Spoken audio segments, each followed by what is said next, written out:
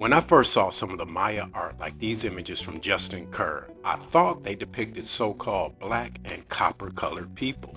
But at the same time, it seemed they were invisible to history and archaeology.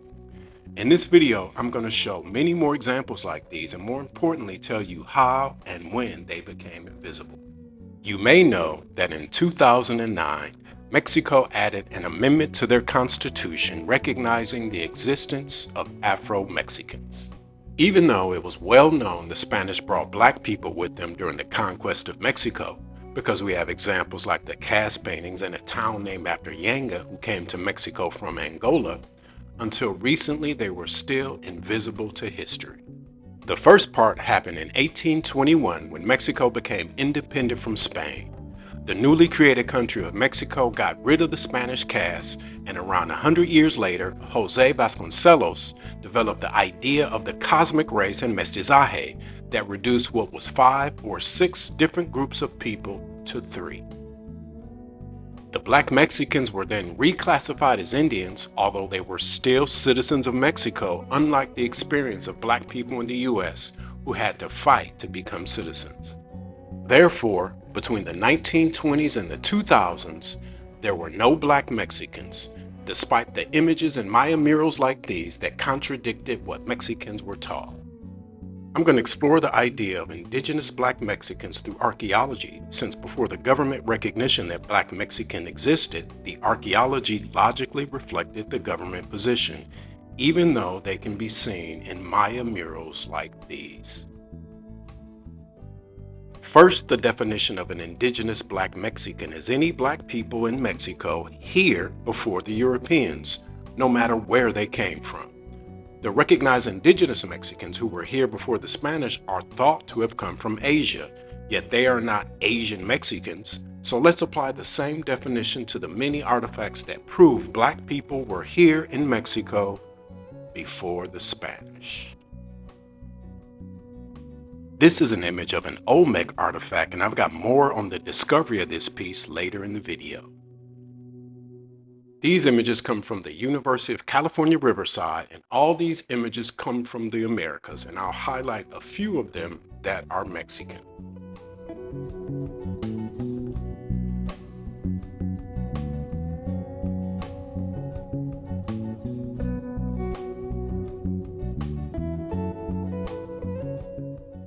If you're curious about these images, the link is in the description along with the link to the Justin Kerr collection.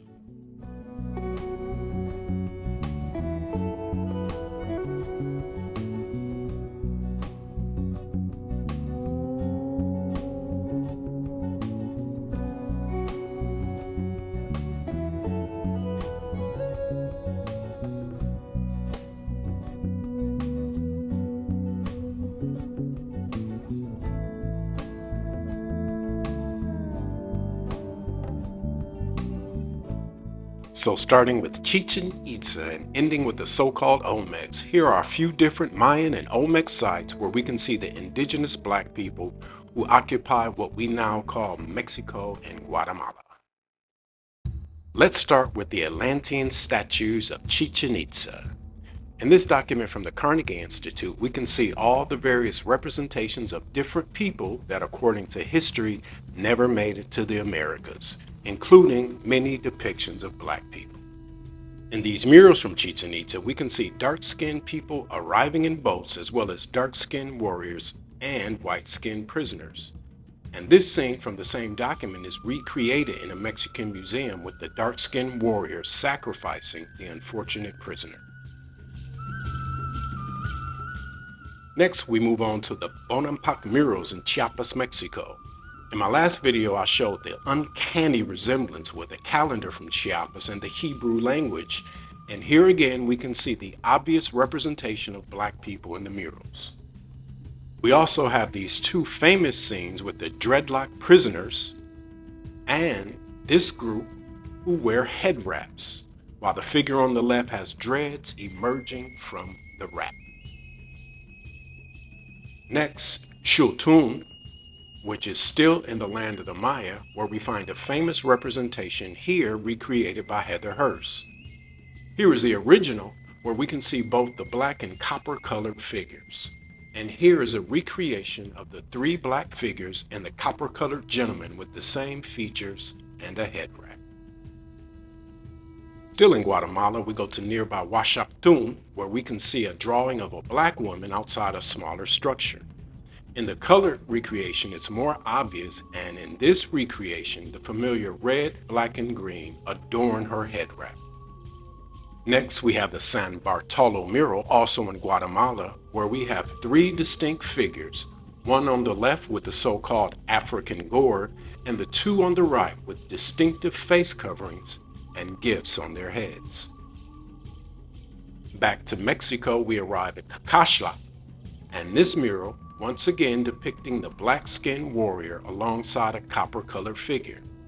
This figure is black from head to toe and has the same features depicted in the previous murals. These two figures represent the eagle on the right and the jaguar on the left.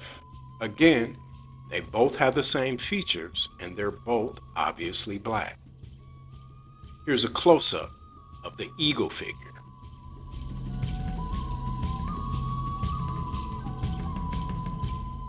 This gentleman is giving a tour in a Mexican museum while he's pointing at the jaguar side of the mural, and once again, he's obviously black.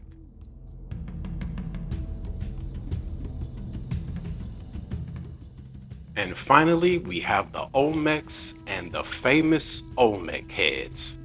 I just did a video on the discovery of the first Olmec head, and it was Ethiopic.